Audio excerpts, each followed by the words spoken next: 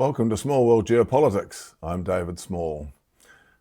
Sorry for taking a while between videos. I've been pretty busy on my day job and had a few health things, but here I am, and this one is a much longer episode where I cover quite a few different issues, and I've also included chapter headings in it, so you can jump between sections a bit more easily if you are unable to watch the whole video all the way through. So this has been recorded at the time where there was supposed to be the second round of talks in Islamabad, Pakistan. But the Iranians have decided that there's not good enough reason for them to participate in the talks at this stage, so they won't be there. So the first topic I want to talk about is the whole issue of talks and the history of the talks and what's happened with the talks and the whole issue of diplomacy and the way that the Americans and the Iranians have been engaging with each other. The second area I want to talk about is China and China and Russia actually, but starting with China and looking at how this whole conflict is impacting China and how it relates to China in relation to where things are with Taiwan and with negotiations with the United States and its relations with the Gulf states and with Russia and with Iran and so on. And then I want to have a similar kind of conversation about Russia and where Russia is. And of course, can't really discuss Russia without also discussing Ukraine and discussing Europe in relation to that. So we'll have a bit of a discussion about that as well, including a mention of the recent Hungarian elections. And then I will conclude with the discussion about what happens post-Iran or whatever, what happens in response to the US ongoing humiliation in Iran, and whether they're more likely to take this out on Cuba or on Greenland. So stay tuned. Thanks for joining in. Like and subscribe and share if you like this content. And I'll move into it now.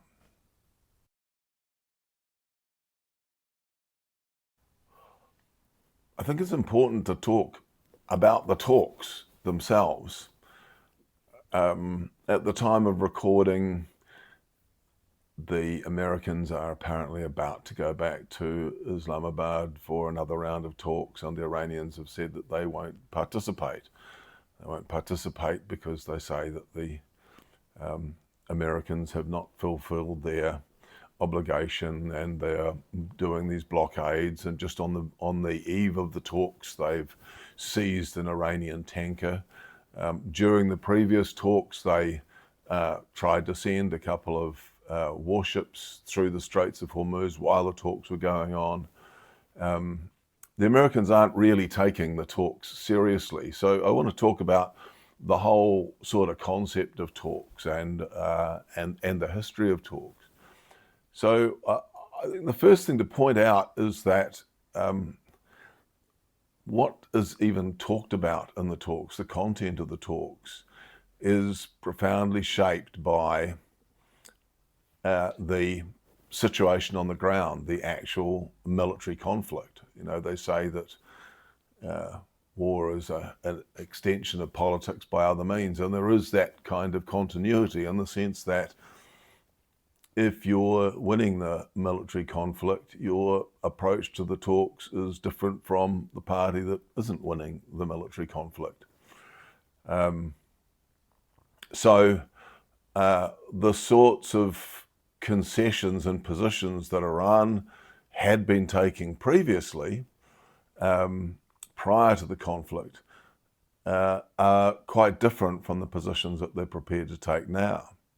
And that's because they are in the ascendancy in the war, in the sense that they haven't been defeated and there's little sign that they will be able to be defeated militarily.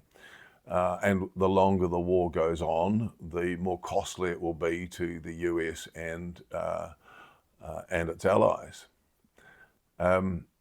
So if you look at what had previously been agreed by Iran, you look at the JCPOA that was negotiated during the Obama era, and all the concessions that Iran made in that agreement. In the current situation, they can't be expected to be that conciliatory because circumstances have changed. Similarly, the agreement, the near agreement that took place in the talks, the latest talks in the early part of this year, Iran made lots and lots of concessions, particularly in relation to nuclear enrichment and what happened with the nuclear enriched uranium that they have and all of those kind of things. They're not going to make those kind of concessions now because things have changed. And of course, the obvious one, of course, is the Strait of Hormuz, which was not even on the bargaining table previously, but now, as a result of the military conflict, it absolutely is. So there is this big difference between what Iran is prepared to negotiate on and what the Americans seem to still be demanding. And the Americans are demanding concessions that imply that they think that they're winning, and when clearly they're not. So that whole thing of the content of the talks is an indication of the relative strengths of the two sides. Even the motivation to talk. The Americans were keen to get talks with the Iranians from very early on in the conflict. Iran had no incentives to do so because they were in the ascendancy. And there's indications that Iran's changed position is perhaps to do with consultations that they've made with their allies, particularly Russia and China, who want to, everybody has an incentive to bring an end to this, and I think the rationale for Iran going into these talks is that it has made major gains. It could cement those gains. It might not get everything it wants, but it could bring an end to the conflict and be in a stronger position than it was, a much stronger position than it was prior to the conflict breaking out. So that's the first aspect of the talks is the changed content of them and the fact that Iran now is in a much stronger position than it was previously. The second point to make about the talks is that the US has never engaged in good faith talks with Iran, going right back to, the JCPOA, the agreement that was agreed under the Obama era, where in return for opening its nuclear program up to inspection and agreeing to caps on enrichment and all of those sorts of things, the US would lift economic sanctions on Iran. And what happened with that is that Iran was completely compliant, and the sanctions were never lifted. And that is the pattern that the US demands concessions of Iran in return for promises. Iran makes the concessions, and the US never never delivers on the promises. So there's no integrity, there's no good faith. Then there are, of course, that agreement was torn up by Donald Trump. Then were the other rounds of talks, the ones that immediately preceded the June attack last year, and the ones that preceded this year's attack. And neither of them were good faith negotiations either. They were pretty clear that they were simply tactics that whereby the Americans would draw the Iranians into the appearance of negotiations, so they could get their guard down, so they could hit them with a surprise attack. And twice they did that. Twice in the middle of negotiations, when the mediators were saying that there were major progress being made, the US attacked Iran in the latest one, killing the supreme leader. And that was really because those talks, the US had never had any intention of reaching a resolution in those talks. They were simply a tactic to get Iran in and to lower their guard so that they could attack them. So there's never been any good faith negotiations. And the same thing happened with the talks, and the recent talks in Islamabad. The US never came in with any serious effort to negotiate, no good faith negotiations. Trump said beforehand that he was prepared to look at the Iranians' 10-point plan, and that would be the basis of the discussions. But when the negotiators turned up, they weren't the slightest bit interested in any of those things. It lasted for only a day, and then the Americans walked out. No attempt. In fact, the word is that why did Trump say that the 10-point plan was quite good? One theory is that he impressed upon the Pakistanis, please get us to the table, please get some talks going. He needed the talks for, to calm the markets and all these kind of things, and potentially bring an end to it, because he knows this war is not going well, and the US needs to bring an end to the war. And the Pakistanis came back saying, well, this is the plan, and he didn't even read it. He said, oh, that'll do. Well, if that gets them to the talks, then that'll do. But in any event, the talks were never serious. The Americans have never engaged in good faith negotiations in any of these talks, and the latest ones were examples of that. And then, of course, since then, there's all sorts of other ways in which they breached them. And that's, we all know about Israel's relationships with ceasefires. They sign ceasefire agreements, the other sides adhere to them, and Israel just charges on and attacks people anyway. So no good faith negotiations in these talks, and so not surprising at all that Iran isn't interested in participating in this sort of facade for the pleasure of the Americans, when there's no serious possibility that any resolution will come from it. The third point I'd make in relation to the talks is I think the Americans misunderstand or misinterpret the way the Iranians engage in the talks and the kinds of concessions that they made.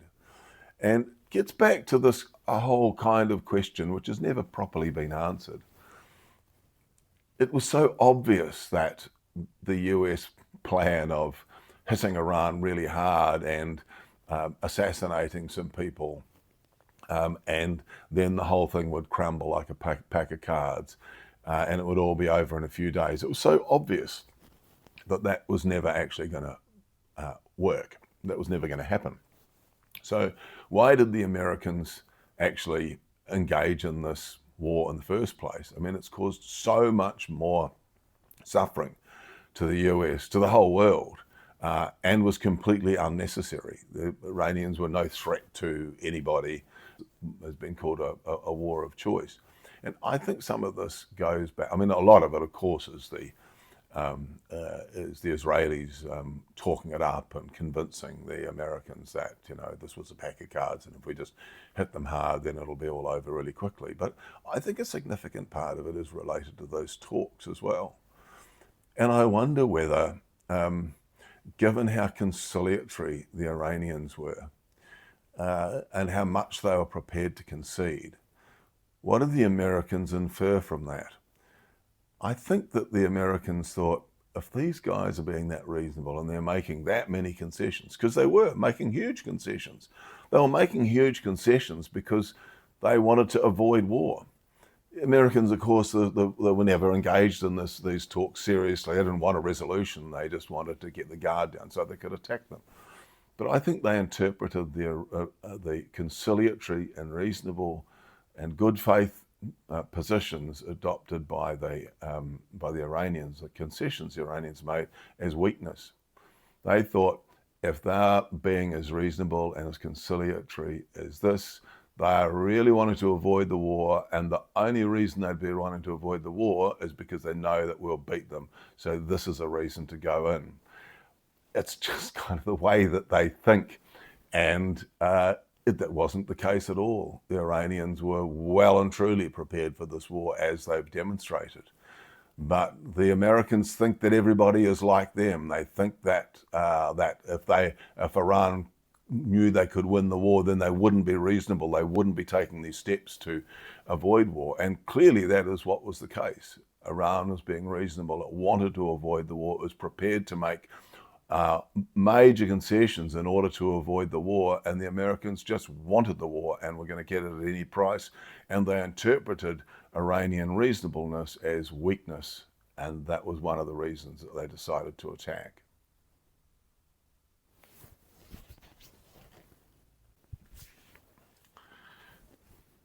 The second theme I want to talk about is the way the US conducts itself and the way it expects everybody else to conduct itself, and how its whole strategy kind of relies on this. I mean, the Americans have been so dismissive of international law.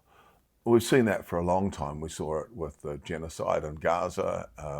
We've seen it, for years with the Americans refusing to be held to account by the ICC or the ICJ, all of those sorts of things. But to be in the Convention on Torture and all of these things.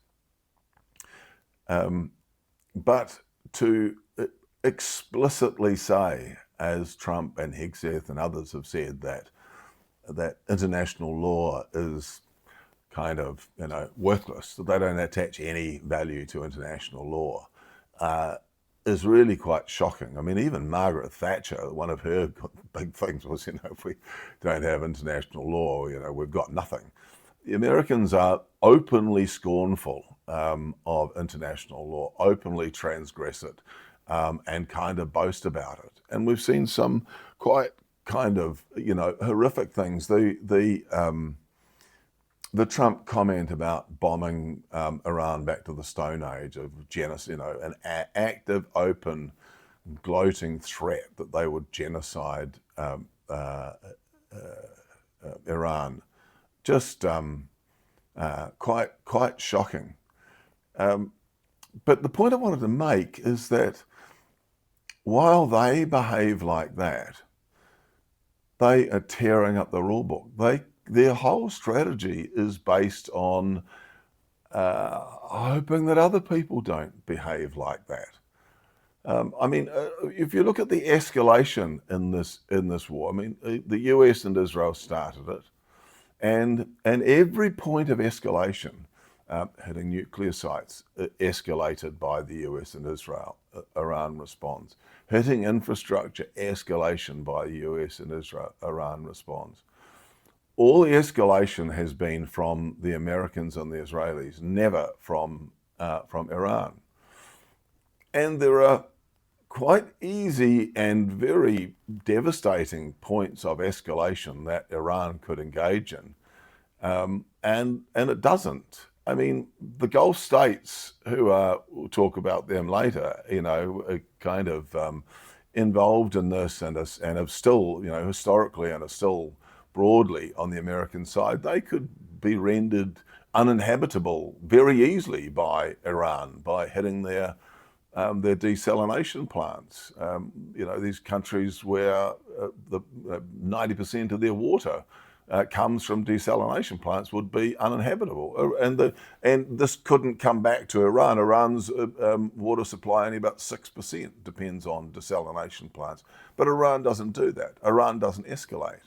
Iran is kind of behaving responsibly and only responds when it attacks, and we saw that all the way through. When in the last few years, when every time Israel assassinates somebody on Iranian territory, or does some other attack on Iran, Iran has always been restrained and reasonable in its response. And it's like the US and Israel are counting on that restraint. They're also counting on the restraint of countries that they view and they treat as not just competitors, but adversaries, almost enemies. I mean, they are counting on Russia and China being grown up, wanting to find resolutions to this, looking for diplomatic solutions to try and sort this out. They're counting on Russia and China Russia and China are meeting with each other, and we'll talk about that in a moment. But they're counting on Russia and China not deciding in those meetings.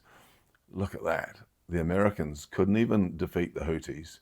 They're snarled up in the Gulf. Their aircraft carriers don't work. They've run out of missiles. Why don't we just move in and hit them? They would be so vulnerable to attack. Will we get a better chance to just take them out with their decrepit old 20th century war stuff? I mean, it would escalate a lot, but the US would lose that kind of confrontation. And it doesn't happen. It doesn't happen because the Chinese and the Russians are not like the Americans. If the Americans were in the same situation and China or Russia was really overextended in the same way that the Americans are with this absurd military quagmire they've got themselves into in Iran, you think the Americans would be restrained? Of course they wouldn't. Of course they wouldn't. That's just what they do. They just escalate. All they know how to do is escalate. And they're and as they escalate, the whole escalation policy is based on assuming that others won't escalate back, that others will, be sort of restrained and reasonable in their responses. This kind of behaviour is just kind of it's so sort of obviously the behaviour of a country that has no concern for anybody's well-being except some narrowly defined view of what suits America and what suits Israel, not what suits humanity, not anything like that.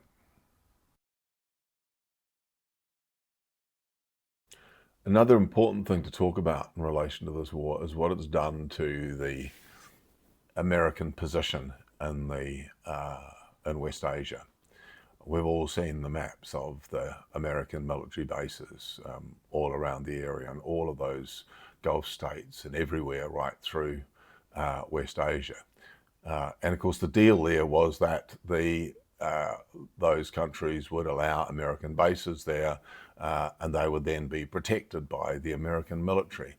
And what's happened since this latest conflict is that all of those countries have discovered that that protection actually amounts to very little.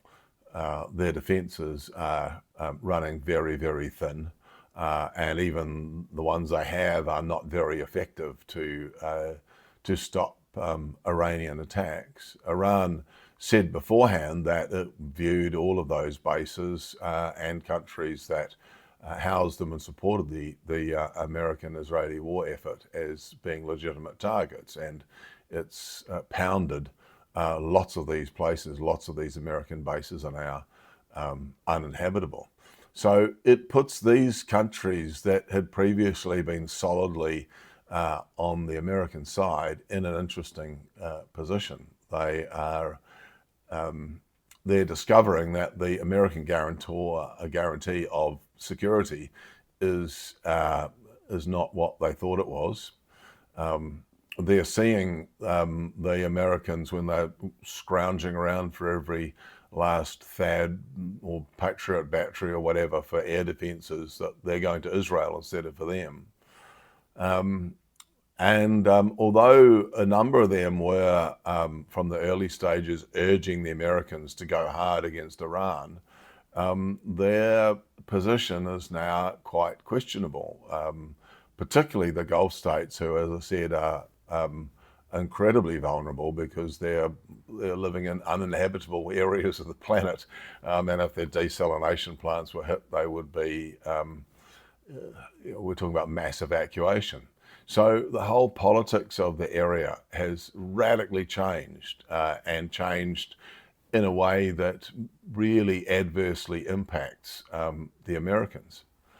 And at the same time as the Americans are struggling to hold on to these alliances, other diplomatic work by countries with power and influence and diplomatic skills are at work, notably China and Russia. China already stunned the world by 3 years ago in 2023, brokering a rapprochement between Saudi Arabia and Iran. Now, that was clearly not strong enough to withstand this, and Saudi Arabia was one of those countries that has been was encouraging the Americans to attack Iran, even though they didn't really say so publicly. But that whole position now is quite interesting, and Russia and China have both been working the floor intensively at a high level diplomatically on these countries.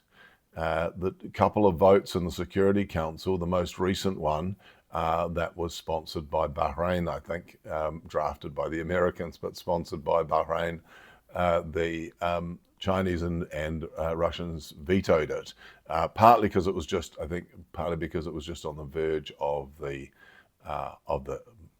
Islamabad talks. Prior to that, they only abstained from an earlier pro-American, anti-Iranian resolution. And the interpretations of that are that they want to keep communication channels open with these countries.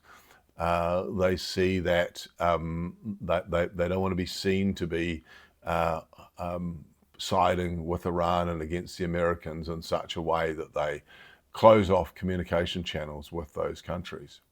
So there's been a lot of high-level discussion. UAE in particular, and UAE is probably one of the worst of them actually. It's almost become basically a proxy for Israel in recent years. But both China and Russia have been working with UAE. They've also had conversations with Turkey and with lots of those other countries in the area. There's already the alliance that's been formed between Egypt, Saudi Arabia, Pakistan, and Turkey.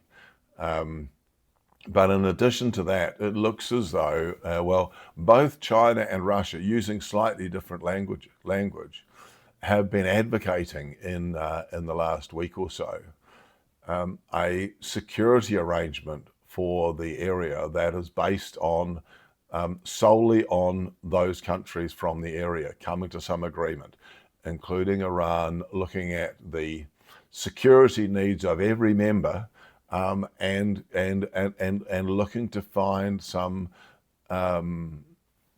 sort of arrangement, some sort of protocol, some sort of agreement that would ensure that none of them attack each other, and that the security interests of all of them are maintained.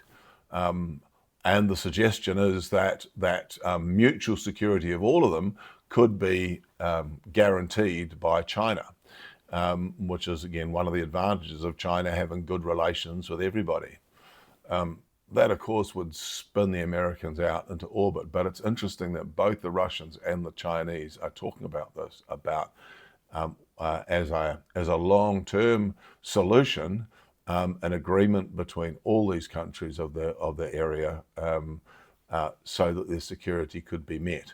And this is just another example of the diplomatic and relations and economic and political connections that Russia and China are both very skilled at cultivating, that the Americans are incapable of doing. They can really only issue threats and issue ultimatums, and if you don't do this, we'll sanction you, and if you don't do that, we'll we'll impose tariffs or we'll withdraw this or whatever. It's the only kind of mode of communication that the Americans have got. So there is some interesting possibilities in terms of what might actually be a way forward. Remains to be seen what happens, but were it to be established, that could actually be a sound, lasting arrangement that would extract these countries from that kind of mafioso standover regime that the Americans enforce. The other thing to say about that is that in between the Americans being incompetent at it because of their whole way of operating, and the Chinese and Russians cultivating these relationships and having serious meetings and so on, where's Europe? Europe's nothing. Europe has just got nothing to contribute on any of that. There's a few of them going to China, the Spanish Prime Minister, who's been taking quite a good position trying to create good relations with China. But what have they got to offer in terms of the whole kind of chaos of what's going on in West Asia? Pretty much nothing. They're just really sidelined and just staring there impotently at what's going on. They're kind of an appendage to the Americans because they've been implicated in all the illegal Iraq war and the genocide in Gaza and all the rest of it. But they're militarily not just unwilling when Trump asked them to come and enforce the blockade, not just unwilling to do it, but actually incapable of doing it as well. So they're just in this sort of pathetic bystander position where all the real serious discussions that might potentially lead to a real solution are taking place in these relations, bilateral and multilateral relations that and talks that Russia and China are engaging with countries of the region. I think it's important to have a look at the position of China in relation to this whole contemporary world chaos that's going on. There are theories going around that the whole purpose of the American attack on both on Venezuela and on Iran is to try to deprive China of its oil. And it's part of this whole big game of the overall American thing that they've been obsessed about for a long time, about undermining China's economic development and obstructing them at every point. And they have been engaged in this for a long time. I mean, almost all of it's backfired. The boycotts of technology transfer to China, the trade tariffs, all of these things have backfired on the Americans. But also just in relation to that issue, China is fine for oil. China, it actually plans ahead. It's not a neoliberal model where everything is last minute and short-term profit and all the rest of it. It has huge strategic reserves of oil. Fuel prices in China, I understand, haven't even risen because the Chinese government has just evened it out by drawing on its reserves. China also has a huge supply of fuel coming from Russia. Russian fuel Trump's been kind of, sanctioning Russian fuel and then lifting it and then putting it on. It's gone back and forth just in the last week or so, from on again and off again. But you can be sure that whatever oil Russia has got, China will be first cab off the rank to receive it. And Russia has a huge amount of oil. So China's never going to run out of oil. In fact, China's even engaging in policies in relation to the very Gulf oil dependent Arab countries in Southeast Asia to help them through the crisis as well. So that whole theory, I think, is is not doesn't stand up to scrutiny. One of the things that is happening with China is that while the Americans are just like nobody can even work out what's going on, they seem to be run by Trump tweets from 3 o'clock in the morning in all caps, and the Europeans are just sitting on as kind of impotent bystanders. China is actually seriously engaged in this diplomatic work, is always taking a kind of a measured long-term view, doesn't engage in knee-jerk sort of responses to things, and is just quietly getting on about its business. As I said, it's been supporting some of these other countries in Southeast Asia. And one of the interesting kind of conservative media commentaries that's been going on for such a long time is, when is China going to invade Taiwan?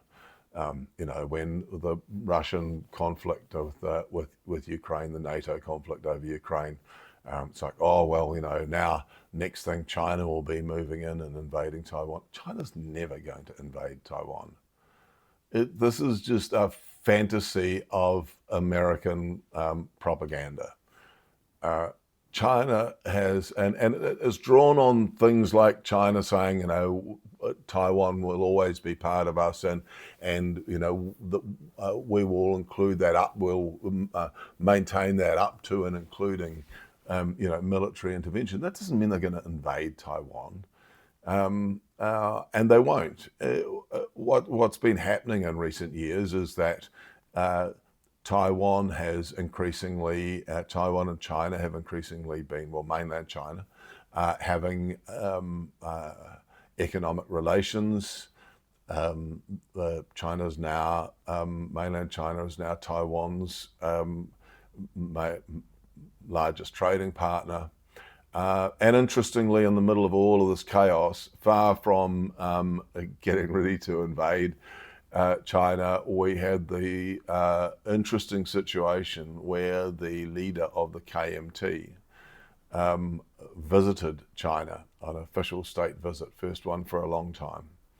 The KMT was the original party that was involved in the Civil War that led to Taiwan kind of breaking away. The nationalists who lost the Civil War to the communists retreated under Chiang Kai-shek to Taiwan, and that was how Taiwan was formed. And now we have the leader of that party on official visits to China and talking about warm relations and rapprochement, which is way more the style of Beijing, playing the long game. They want to create the circumstances where enough Taiwanese people see it as in their interests to be connected to China, not necessarily incorporated into it totally, but with some arrangement where they become part of China with their own, whatever those details are that are worked out. Interestingly, both the KMT and the Communist Party believe that Taiwan is part of China. Was just that, this was a kind of a continuation of the Civil War. Each of them saw themselves as the legitimate government of China. So Taiwan refers to itself as the Republic of China. And this was because the end of the dynasties, the Qing dynasty was the last one, was when that was overthrown, there was this formation of the Republic of China. And the founder of that, referred to the father of the nation, is somebody who is called Sun Yat-sen. That's his sort of anglicized name. There's a Chinese name that's different, but the Sun Yat-sen. So Sun Yat-sen is still viewed in Taiwan as the founder of the nation. And he died in 1925, and his position was taken by Chiang Kai-shek, another anglicized name, who became the leader, and he was the main antagonist to Mao during the revolution, and it was him who lost the civil war and eventually retreated to Taiwan. But the interesting thing about this recent visit from the KMT leader is that when she was in China, she went to the grave of Sun Yat-sen. And that was seen as again a gesture of reconciliation. Sun Yat-sen being, the founder of China, and not the figure who was engaged in the long bloody civil war that led to the KMT retreating to Taiwan. So while all of this other stuff is going on, China's position is just slowly advancing its relations with. There's still a majority that are that in Taiwan that oppose integration, but the current Prime Minister of Taiwan, who represents that faction, is polling very, very poorly. And China's strategy with Taiwan is to continue to make those sort of that sort of progress and play the long game, and eventually get to the point where they hope that the people of Taiwan will want to have some formal arrangement with mainland China, and not be aspirations to be a separate independent state. So that's quite a big development that's happening, that's kind of strengthening China's position in the world, at the same time as the Americans are weakening their position in the world. The other thing about China and this crisis is, as I mentioned before, the really crucial meeting that took place at the same time as the APEC meeting in Busan last year between President Trump and President Xi. And as I've mentioned previously, this, although it was presented by Trump as a big victory, and let's call it the G2, me and Xi and all this sort of stuff, this was a smackdown of the US. The US had been involved in all of these technology boycotts and forcing third parties to also boycott relations with China. It had lent on the Dutch government to confiscate that big Chinese tech company in Holland. It had lent on Europe to have massive tariffs on Chinese products and everything. And then it had introduced those absurd tariffs, 150% and so on. At that Busan meeting, the Americans just backed right down. China was given the same tariff rate as the Americans gave to Europe, 15%. Europe's supposed to be their friends. And they gave the stolen Dutch company back, or they told the Dutch to give it back. And in return, China started to buy a few American soybeans, but China really kind of gave them nothing. The big thing at that meeting, though, was rare earths, because the Americans had discovered that everything that they do, everything about the modern economy, including and especially their ability to produce weapons, was entirely dependent on rare earths. And those rare earths were overwhelmingly controlled by China.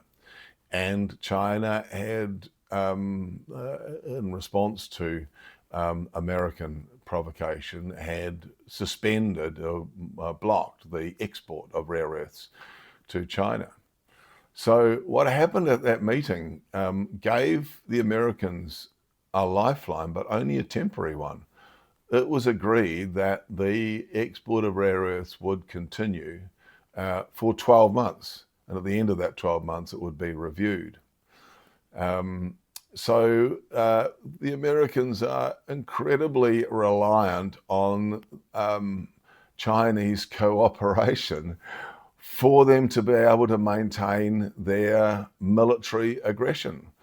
All the evidence shows, and the American sources themselves are admitting this, that their stockpiles are getting really low. The war in Iran is about to just take off again. It's likely to be restarted in earnest within the next day or so. And the Americans are genuinely short of armaments, and they're going to need all of those rare earths to produce them. So China is in an incredibly strong position. The follow-up to Busan was supposed to be a meeting between Trump and Xi in Beijing in March.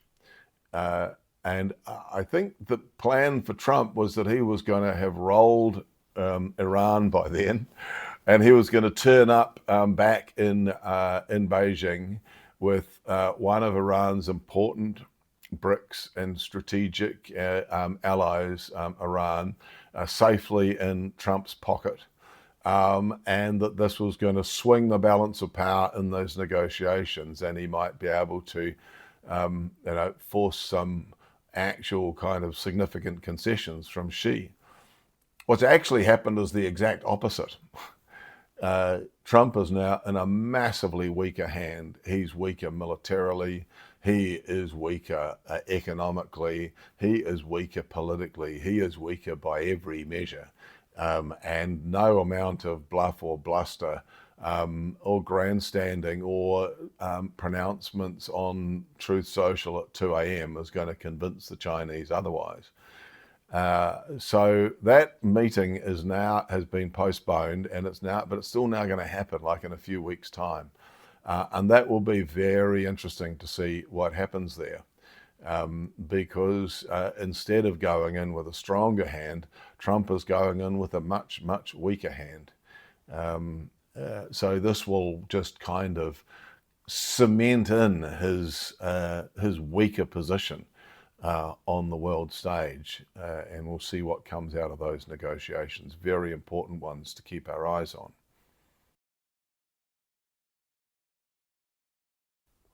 The other major power that's been gaining strength, just as the Americans have been weakening, is Russia. Now, Russia, as you probably know, is the sort of leftovers that emerged from the end of the Soviet Union at the end of the Cold War. That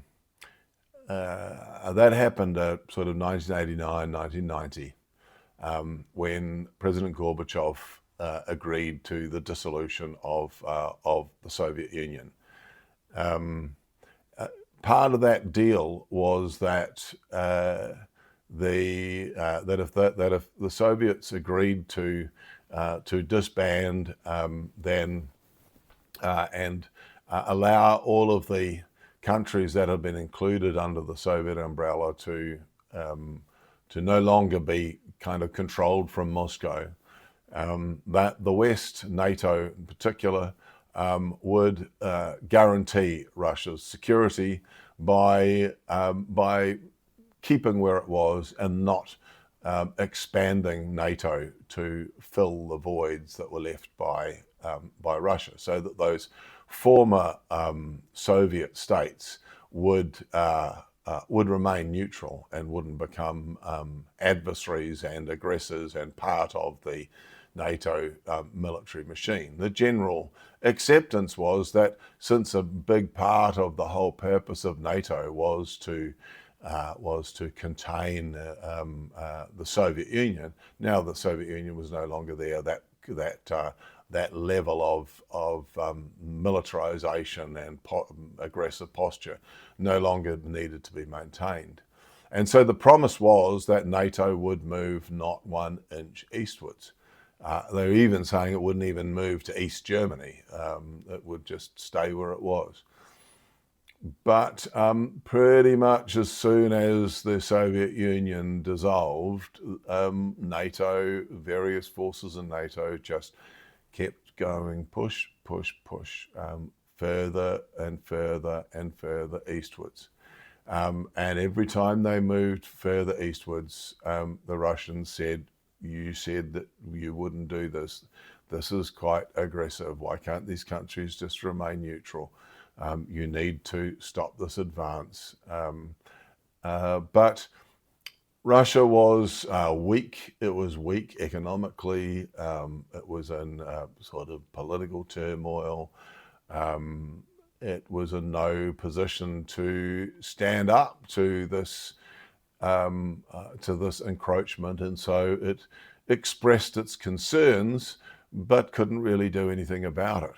And then it went further and further and further to the point where where NATO was saying it was basically going to move right, not all the way up to Russia's border. It was going to establish itself in Ukraine and in Georgia, right up on the Russian border.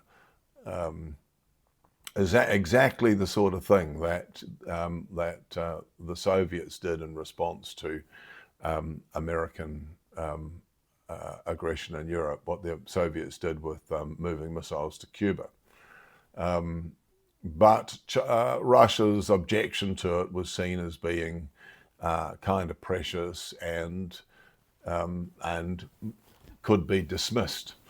People who knew about the situation were constantly issuing warnings that if you keep on pushing, if you keep on pushing, if you keep on pushing, this is an existential thing for Russia, and for their own security needs, how their perception of their security needs, if you get right onto their border, they will respond. They'll respond militarily.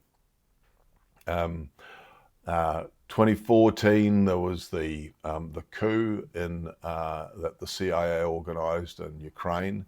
That brought to power a Ukrainian government that was in line with this NATO expansion, that was adversarial towards Russia, and the screws started to tighten. They started to take action against pro-Russian areas in the Donbass area in the east, and other kind of things to kind of de-Russify Ukrainian society. The whole package just became intolerable for Russia, and in the end, in 2022, Russia decided to respond militarily. This is the military response that most Western media referred to as just this outrageous, unprovoked invasion of one sovereign country by an aggressive, irrational Russia that was expansionist, and that was using the invasion of Ukraine as the first step towards a Hitler-type invasion of Europe. Prior to the invasion, there had been massive NATO military build-up. So essentially, the war was involved with NATO pouring all of these resources into Ukraine, on the verge of Ukraine entering NATO, and Russia intervening and saying no more. Part of the Western agenda for this was similarly to Iran. They believed that Russia was weak. They thought that it was militarily weak, and their military, if they engaged their military in battle with a strong Ukrainian army that had been built up in the previous 7 or 8 years and been armed to the teeth by NATO, that they would inflict heavy losses and would defeat Russia militarily. They would also engage in these massive economic sanctions against Russia. And as a result of the military losses and the economic sanctions, people would rise up and with discontent they would overthrow Putin and other Russian leaders, and the stage would be set for a more Western-friendly government to take over in Russia. That they would effectively shatter it and then break it up and weaken it, and effectively destroy it as an adversary. So that was the real background to what happened in Ukraine. Not to justify the invasion, but to view the invasion not as just some irrational, unprovoked attack, but as the predictable consequence of this expansion. Now, what's happened since then is that all the Western media effectively signed up to present this conflict with one particular perspective.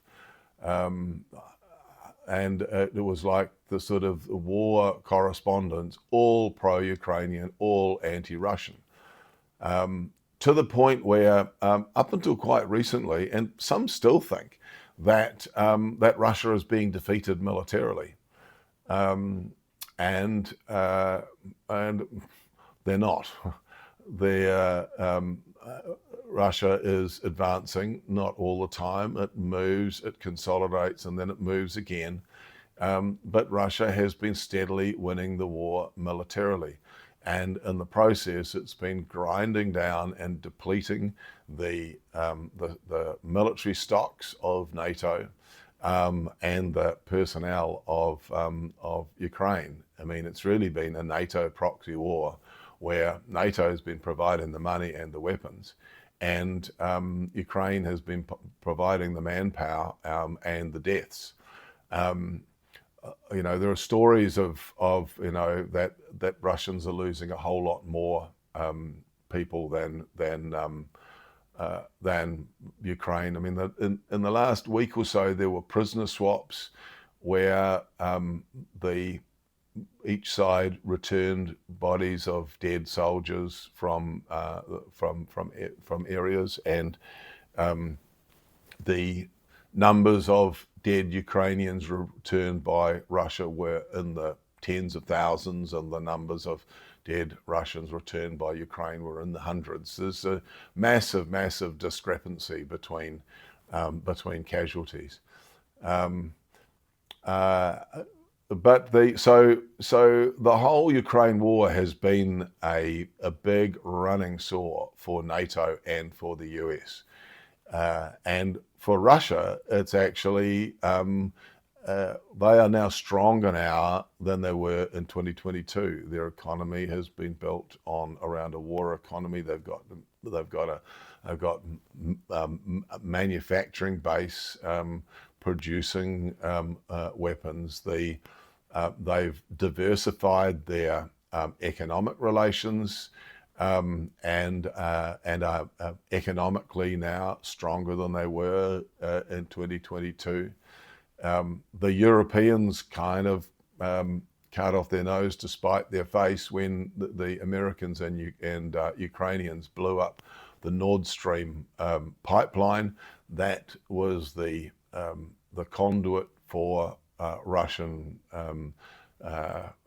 fuel, oil and gas and so on to move into Europe. And so instead of getting that Russian fuel, the Europeans are now dependent on much more expensive American supplies. All of these sorts of things. It's been a huge quagmire for NATO and for the US. And since Trump got back in, it's also been a source of disagreement and dissent between the US and its European NATO allies. Trump is increasingly wanting to get out of it and hand it over to the Europeans. The Ukrainians are still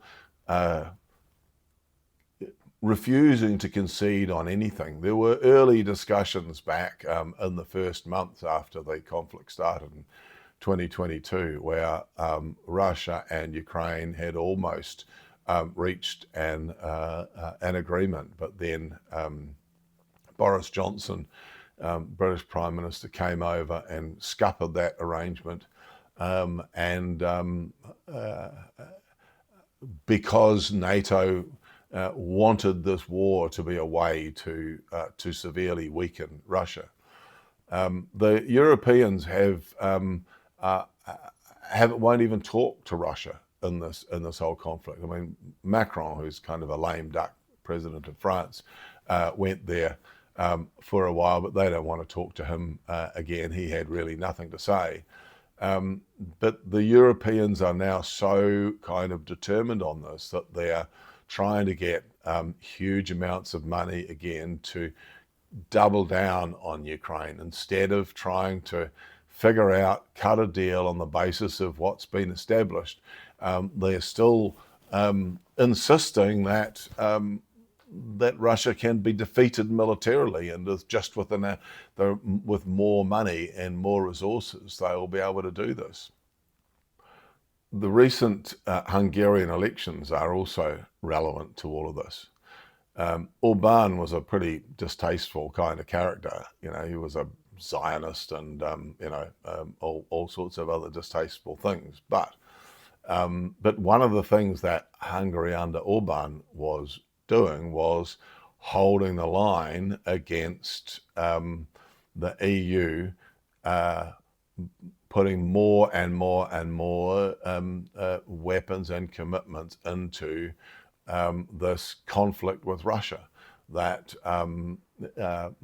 refusing to have relations with Russia, refusing to find any sort of settlement, and warning their youth, Merz and people, and so on, warning people that we need to prepare your young people to go and die in a war and all the rest of it. This just gearing up for this military aggression against Russia.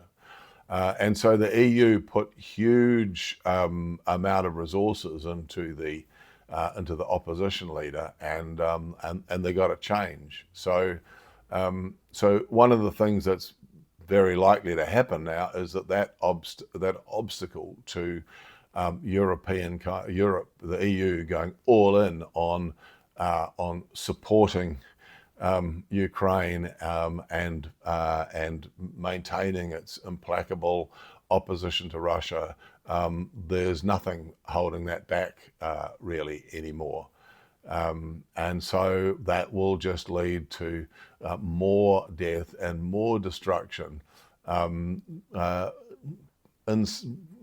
continuing this war that from both sides is unwinnable, and that needs to have a resolution, and that the Europeans and Ukraine are simply refusing to make any overtures towards any sort of negotiated agreement.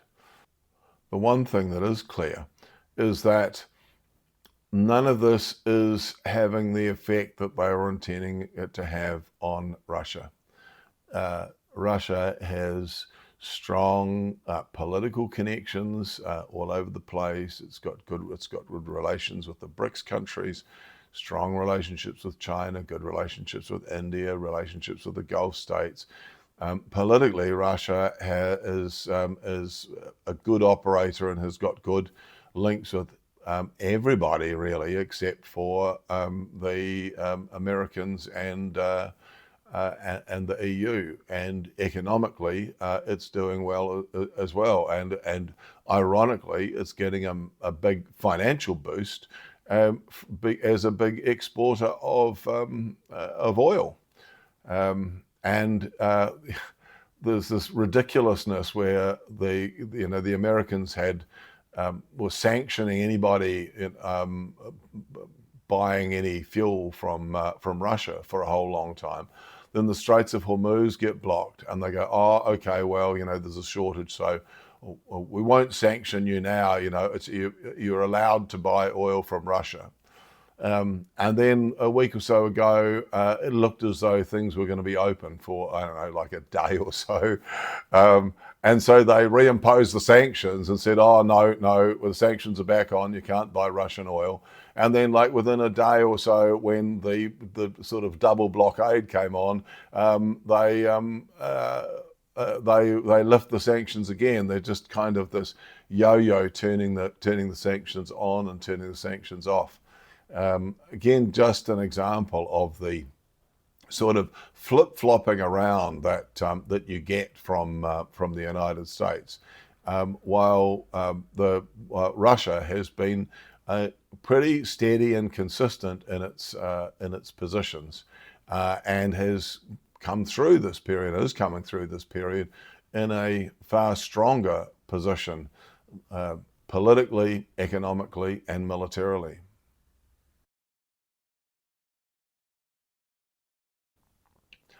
The one thing that is clear from all of this is that the US cannot win militarily against Iran.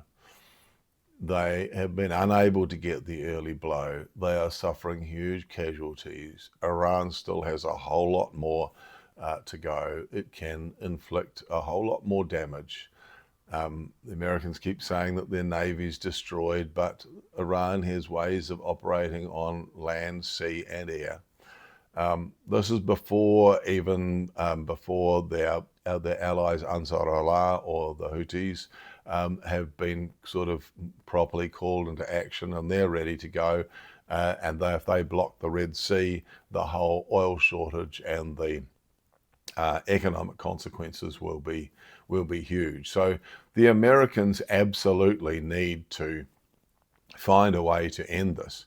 And the only way that they're going to be able to persuade the Iranians to end it is by coming up with terms, with real terms, not just words, that will convince Iran to cooperate.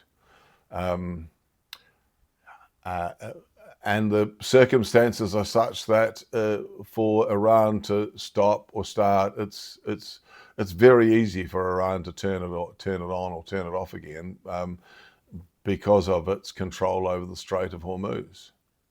So eventually there will have to be some sort of back down from the United States.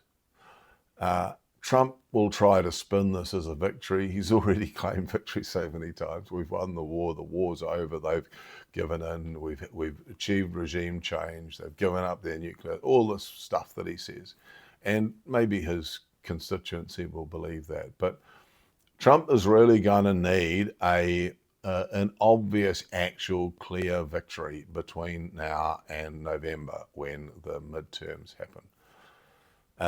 And the two obvious sort of sequels to the humiliation in Iran are Greenland and Cuba. Cuba is in serious trouble. Marco Rubio is obsessed with Cuba. Trump is obsessed with Cuba. There's been a horrendous blockade put on Cuba. It's incredibly close to the US, and Trump has stated very clearly that he wants and intends to take Cuba out. Claiming victory in Cuba would be a huge boost for Trump. Cuba's in a very difficult bind. There has been this blockade on. Now, just in the last few days, Russia has got a huge tanker full of fuel into Cuba, and there's another one full of diesel on its way. And the other thing that's happened quite recently is that Cuba has agreed, I've heard that Cuba has agreed for Russian companies to come in and to start managing and running some Cuban companies. Some of these were companies that were built up in the Soviet era. There'll be some kind of, perhaps some continuity there. But this, if it's true, this is quite a big thing, because Cuba has, up until now, retained a real kind of staunch independence. Doesn't really, has got allies, but doesn't really want to be beholden to anybody. And the same way that Iran has as well. You know, the Russians and the Chinese have invited Iran, and Iran has wanted to remain independent. And it's only really been in the last year that Iran has been accepting that high levels of support. It looks as though Cuba is now also accepting those high levels of support, and the Russians will exact a price, but the return they might give is making the Americans less likely to be able to succeed in overthrowing the government in Cuba and establishing a US-friendly government. The other thing I think that will stall the Americans in relation to Cuba is that I don't think it's going to be as easy as Venezuela turned out to be. I think there's a deeper, longer tradition in Cuba, and Cuba I think has a bit more resilience to withstand that. But it would be an incredible task an incredible achievement if the US did actually start to kind of move and to take over Cuba, for Cuba to succeed. The other thing that Cuba's got on its side is that the Americans really only want to engage in actions where there is zero casualties. That's just been their way of operating. They want quick surgical strikes, and I can't see a way that they're going to be able to affect the kind of regime change they want in Cuba through that quick surgical strike. I couldn't see how they were going to do it in Venezuela either, and they did, so who knows. But Cuba is definitely going to be on their sights. It's heartening, I think, that Cuba is linking up with Russia. They've already had some support from China in terms of electrification to become less dependent on oil, but it's a very, very difficult situation. The other possibility is Greenland, and frankly, I think Greenland is way more likely. The Americans have already said very clearly, we're going to take Greenland. They see the resources in Greenland, they see the strategic value in Greenland, although I don't know what they mean about the strategic value, because they've already got military bases around there anyway.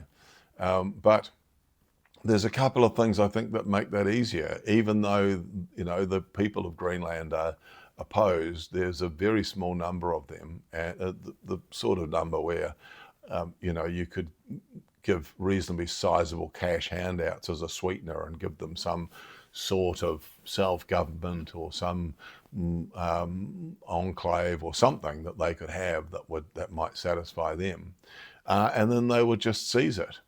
I mean, who is going to stop them from seizing it? NATO, it's NATO allies, the Europeans. I mean, how? They've also the US is, Trump has built this whole narrative around Greenland that, around the relations with Europe.